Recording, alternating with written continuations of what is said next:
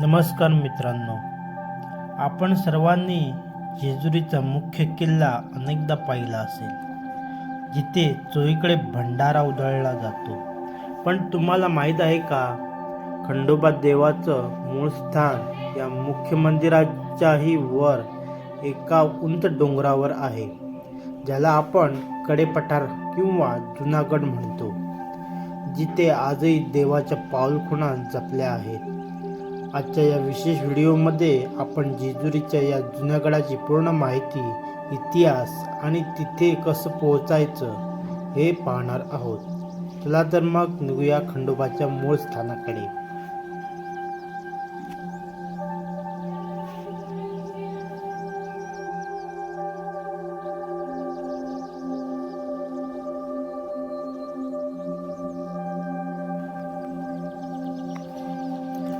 जेजुरीमध्ये दोन गड आहेत. एक म्हणजे गडकोट, जिथे आपण नेहमी जातो, आणि दुसरा म्हणजे कडेपठार किंवा जुनागड.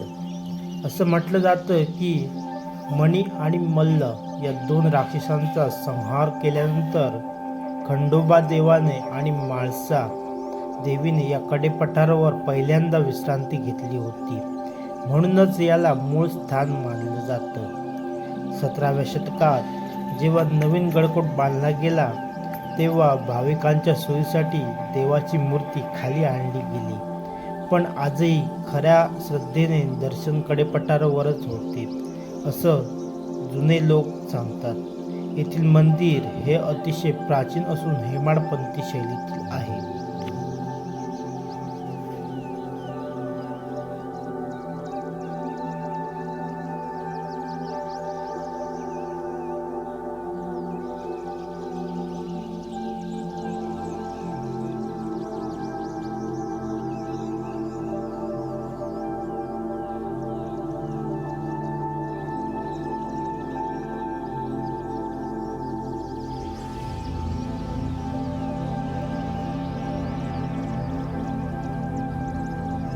कडेपठारला जाण्यासाठी तुम्हाला मुख्य जेजुरी शहरापासून सुमारे 5 किलोमीटर पार करावं लागतं.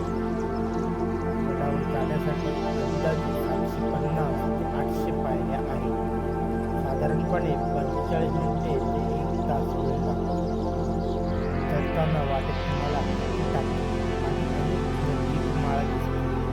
हा मध्ये शांतता तुम्हाला मंत्रमुग्ध करेल. जर तुम्हाला निसर्गाची आवड असेल तर कडेपठारचा ट्रेक तुमच्यासाठी उत्तम आहे.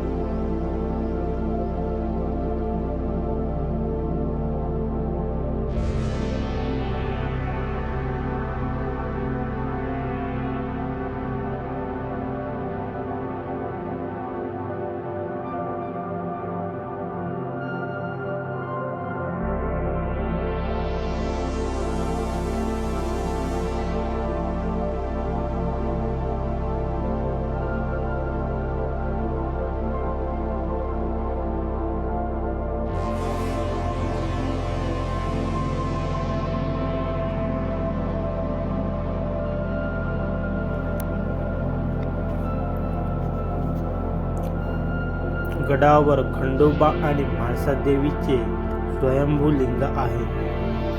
गाभाऱ्यात अतिशय सुंदर आणि तेजपुंज मूर्ती आहे. गडावरून खालच्या जेजुरी शहराचा आणि मुख्य गडकोटाचा जो नजारा दिसतो, तो शब्दात वर्णन करण्यासारखा नाही. इथला भंडारा उधळण्याचा विधी अतिशय सात्विक आणि शांत वातावरणात पार पडतो.